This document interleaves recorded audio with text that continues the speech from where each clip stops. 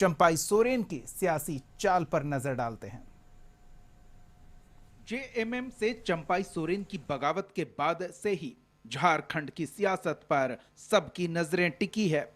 चंपाई का अगला कदम क्या होगा, इसे लेकर तमाम तरह के कयास लगाए जा रहे हैं।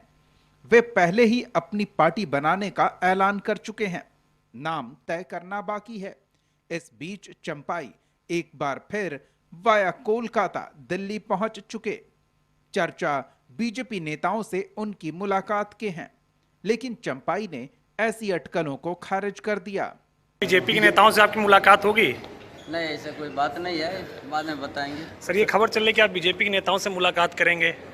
सर, बीजेपी में शामिल होंगे या अलग पार्टी बना करके सामने आएंगे, अलायंस करेंगे बीजेपी के साथ? आपने दोनों ऑप्शन खुले रखे हैं। देखिए, अभी तक कोई ऐसा हम निर्णय नहीं लिया है ना। तो सर, निर्णय कब तक लेंगे आप? हमारा टाइम है। कब तक दिल्ली में है सर आप?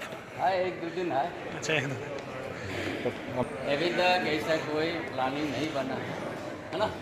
समर्थन जुटाने के लिए चंपाई सोरेन फिलहाल नया अध्याय यात्रा पर हैं।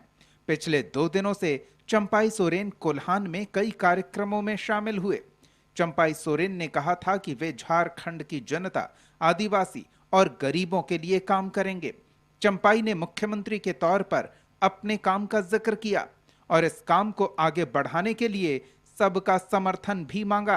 अपना खून पसीना से सींचा है हम,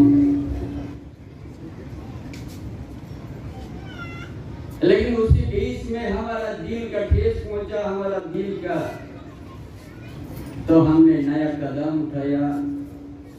कभी सोचते थे हम राजनीति से संन्यास लेंगे,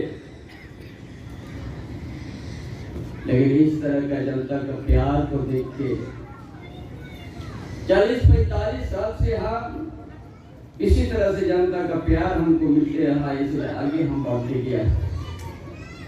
हम उम्मीद करें कि आज भी जो प्यार आज हमको सरायकेला धरती में हमको दे रहा है या हर क्षेत्र में दे रहा है, तो निश्चित रूप से राजनीतिक कदम हम मजबूती के साथ आगे बढ़ेंगे।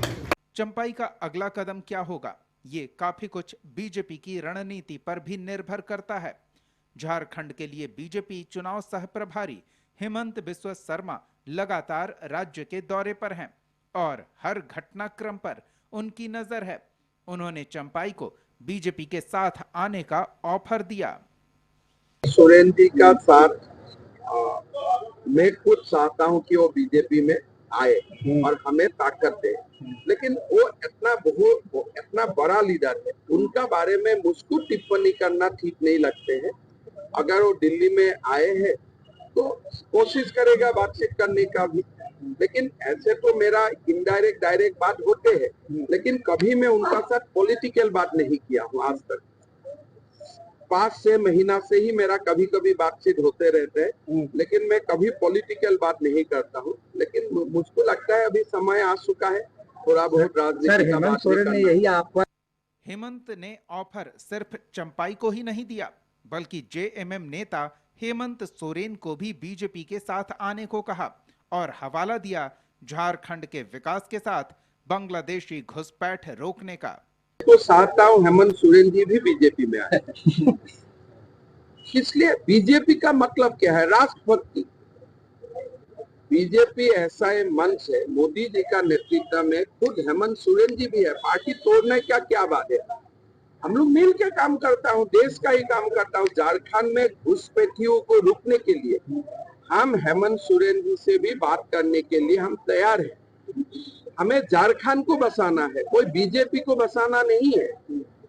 बार बार जो बोलते हैं बीजेपी बीजेपी, हमारा कोई मतलब ही नहीं है। हमारे लिए देश प्रथम है, बीजेपी तो बाद में आते हैं ना। चंपाई सोरेन कोल्हान के बड़े नेता हैं, तो जेएमएम डैमेज कंट्रोल में जुटी है। 23 अगस्त को ही मुख्यमंत्री ने कोल्हान के सभी नेताओं से मुलाकात की थी। इस बैठक में चंपाई सोरेन नहीं पहुंचे थे। इसके बावजूद हेमंत सोरेन ने चंपाई सोरेन के खिलाफ कुछ कहने से इनकार किया था। हमारे पास कोई नाराजगी की कोई जानकारी या ये हमारे समझ नहीं रखी गई है, या हमारे कोई बातें आई हैं। जब बातें आएंगी तब हम उस विषय में निश्चित रूप से उसको हम लोग गंभीरता से लेंगे, गंभीरता से उस पर। झारखंड में चुनावी बिसात बिछने लगी है और मोहरे चले जा रहे हैं। कौन किसके साथ जाता है और किसकी चाल सही पड़ती है, इसके लिए अभी इंतजार करना होगा। ब्यूरो रिपोर्ट, कशिश न्यूज।